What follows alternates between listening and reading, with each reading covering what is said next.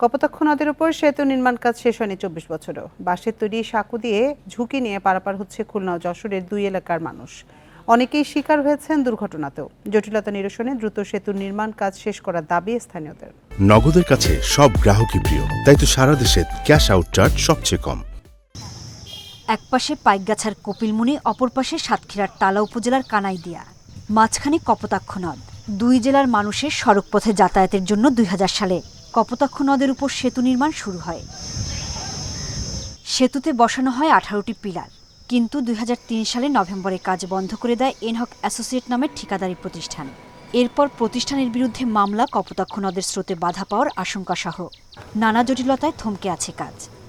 মাদ্রাসা ছাত্র ছাত্রীদের বিশেষ পারাপারের খুব অসুবিধি। এখানে মাঝি মোল্লা ঠিক মতন থাকে না, ঠিক আছে, পারাপার যোগাযোগ খুব একটা ভালো না। দেখেন এই যে কাজ, এ তো সাধারণত প্রায় অর্ধেক কাজ হয়ে গেছে, সেই অবস্থায় সমাপ্ত।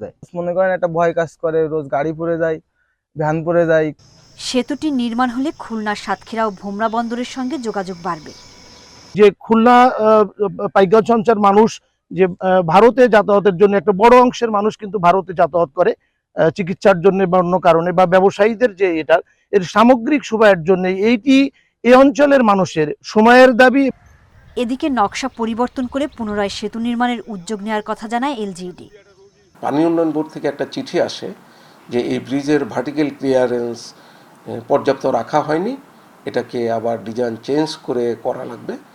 তো সেই ব্যাপারে আমি সদর দপ্তরের ডিজাইন ইউনিটে আলোচনা করি এবং এটা প্রক্রিয়াধীন অবস্থায় আছে। আশা করি এটার একটা দ্রুত সমাধান হবে। কপিলমুনি, কানাইদিয়ায় নৌকা ও বাঁশের সাঁকো দিয়ে প্রতিদিন অন্তত ১,০০০-এর বেশি মানুষ যাতায়াত করে। Independent news.